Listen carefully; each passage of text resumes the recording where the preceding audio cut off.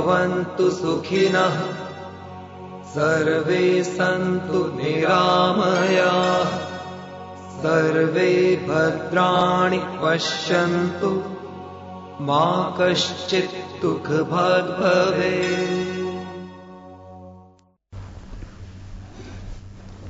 ओम तंतुम तन्वन् रजसो भानुमन्विः ज्योतिष्मतः पथो रक्ष धियाकृतान् अनुल्वणं वयत जोगुवामपो मनुर्भव जनय दिव्यम जन। ऋग्वेद के 10वें मंडल के 53वें सूक्त का छठा मंत्र है। ये मंत्र वेद की मानव निर्माण योजना को प्रस्तुत करता है। मंत्र कहता है, मनुष्य तू अपने जीवन के ताने बाने को तनते बुनते हुए आकाश के सूर्य का अनुसरण कर।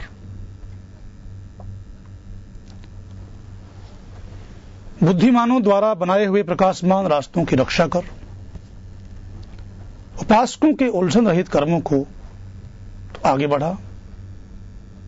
मनुष्य बन और मनुष्य बनकर दिव्य गुण युक्त संतान को उत्पन्न कर। इस मंत्र में मनुष्य बनने के 3 साधन बताए गए हैं।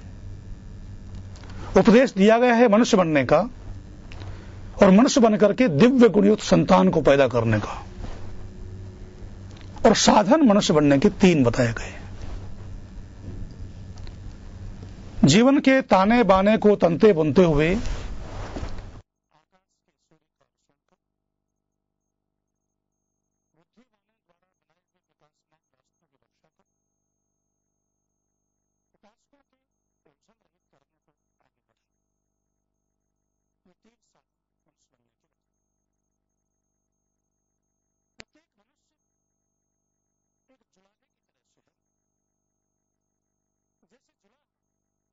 सूत से वस्त्र बनता है, ऐसे ही मनुष्य भी संस्कारों से अपने जीवन रूपी वस्त्र को बनाता है। जैसे जुलाहा जैसे सूत से वस्त्र बनाता है, वैसा ही सूत बनाया जाएगा, वस्त्र बनाया जाएगा। यदि सूत अच्छी तरह से काता हुआ है, गांठों से रहित है, तो वस्त्र भी सुंदर बनेगा। यदि सूत गांठों से युक्त है, तो वस्त्र भी अच्छा नहीं बनेगा, वस्त्र का सौंदर्य नष्ट होगा। ऐसे ही मनुष्य भी अपने जीवन में अच्छे कर्मों को करते हुए अपने जीवन रूपी वस्त्र का निर्माण करे। क्योंकि मनुष्य जो भी कर्म करता है, उन कर्मों का सूक्ष्म प्रभाव उसके मस्तिष्क पर पड़ता है। उन सूक्ष्म प्रभावों को ही संस्कार कहा जाता है। इन संस्कारों और प्रवृत्तियों के वशीभूत होकर के ही मनुष्य निरंतर कर्म करता रहता है। ये वेद मंत्र कहता है कि अच्छे संस्कारों को, अच्छी प्रवृत्तियों को अपने जीवन में धारण करते हुए तुम अपने जीवन रूपी वस्त्र का निर्माण करो, और ये सब करते हुए सूर्य का अनुसरण करो। सूर्य का अनुसरण करने का मतलब है सूर्य के गुणों को अपने जीवन में धारण करो। सूर्य का गुण है, सूर्य उदय होने के पश्चात निरंतर ऊपर को उठता है। मनुष्य भी अपने जीवन में निरंतर उन्नति करे। उद्यानम ते पुरुषः नावयानम। मनुष्य, तेरा जीवन उन्नति करने के लिए है, ऊपर उठने के लिए है, पतन के लिए नहीं है।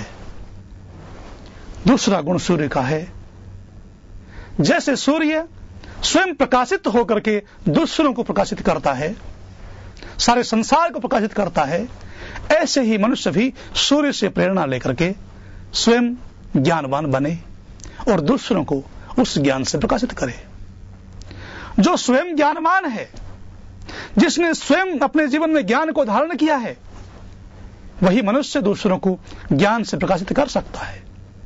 जो स्वयं धन से युक्त है, जिसने स्वयं धन कमाया है, वही दूसरों को धन के द्वारा सहयोग कर सकता है, दान दे सकता है। वेद में धन कमाने को बुरा नहीं कहा गया। धन कमाने को वेदों में धर्म कहा गया है। धन कमाना जीवन के लिए बहुत आवश्यक है। वेदों में तो निर्धनता को पाप कहा गया है। निर्धन होना पाप है। वेद मंत्र तो ये उपदेश करते हैं, मनुष्यों तुम परिश्रम के द्वारा धन कमाओ और उस कमाए हुए धन को राष्ट्र और समाज के लिए दान कर दो।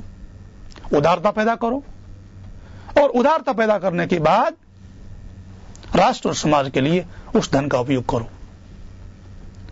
जैसे भामाशाह ने खूब धन कमाया, राष्ट्र पर जब आपत्ति आई, राष्ट्र पर जब संकट आया, महाराणा प्रताप जब दर दर की ठोकरें खा रहे थे, तो उस भामाशाह ने सूर्य का अनुसरण करते हुए अपने जीवन में कमाए हुए धन को महाराणा प्रताप के चरणों में समर्पित करते हुए कहा, तदीय वस्तु तुभ्यमेव समर्पये। भगवान, आपके शासन में, आपके राज्य में मेरे पूर्वजों ने और मैंने धन कमाया है। आज मेरे राष्ट्र पर, मेरे देश पर संकट है, तो मैं आज उस धन को राष्ट्र के लिए, समाज के लिए आपके चरणों में समर्पित कर रहा हूं। यह है सूर्य के गुण को धारण करने का अभिप्राय। तीसरा गुण है सूर्य का, जीवन के उतार चढ़ावों से घबराओ मत। जीवन में उतार चढ़ाव आते रहते हैं। जीवन में जहां सुख होता है वहां दुख भी होता है। जीवन में जहां मान होता है वहां अपमान भी होता है। जीवन में जहां जय होती है वहां पराजय भी होती है। बरसात के दिनों में आकाश में काली घटाएं छा जाती हैं, बादलों से सारा आकाश ढक जाता है और सूर्य उन बादलों के पीछे छिप जाता है। परंतु ऐसा होता है कि सूर्य बादलों के पीछे से आकर के कहता है कि मैं फिर से प्रकाशित हो रहा हूं। ऐसे ही हे मनुष्य, जीवन में तू भी संकटों से, आपत्तियों से, कष्टों से घबरा मत। संकट, आपत्तियां, कष्ट जैसे आते हैं वैसे ही चले भी जाते हैं। हमारे यहाँ भारत देश के कर्मकांड के क्षेत्र में बहुत अच्छी अच्छी परंपराएं हैं। हमारे यहाँ किसी भी कर्मकांड के आरंभ में तिलक लगाया जाता है। जैसे सूर्य के गुणों को धारण करने का मतलब है आत्मविश्वास अपने जीवन में पैदा करो, अपने जीवन में आने वाले द्वंद्वों से विचलित मत हो, सफलता असफलता से विचलित मत हो। तिलक लगाते हुए कर्मकांड के आरंभ में या जब सास के पास से दामाद विदा होता है तब सास तिलक लगाती है। जब कोई भी यज्ञ हवन का कार्य होता है तब पुरोहित यजमान को और यजमान पुरोहित को तिलक लगाते हैं। वहां यह संदेश ये दिया जाता है कि यह स्थान जहां तिलक लगाया जा रहा है, यह स्थान सब इंद्रियों से ऊपर है। संदेश ये दिया जा रहा है कि सुख दुख का अनुभव, मान अपमान का अनुभव, जय पराजय का अनुभव, सफलता असफलता का अनुभव हम इंद्रियों के द्वारा करते हैं। ये जो स्थान है ये सब इंद्रियों से ऊपर है। मनुष्य, तुमने इंद्रियों से होने वाले भावों से, इंद्रियों के द्वारा अनुभव होने वाले द्वंद्वों से अपने जीवन में ऊपर उठना है, इनसे विचलित नहीं होना है। ऐसा कहते हैं कि भवसागर से पार हो जाओ। भवसागर नाम का कोई सागर दुनिया में नहीं है। जीवन में आने वाले जो भाव हैं उन्हीं को भवसागर कहा जाता है। सुख का भाव, दुख का भाव, मान का भाव, अपमान का भाव, जय का भाव, पराजय का भाव, लाभ का भाव, हानि का भाव, ये जो भाव हैं, इन भावों से ऊपर उठ जाने का नाम ही भवसागर से पार हो जाना है।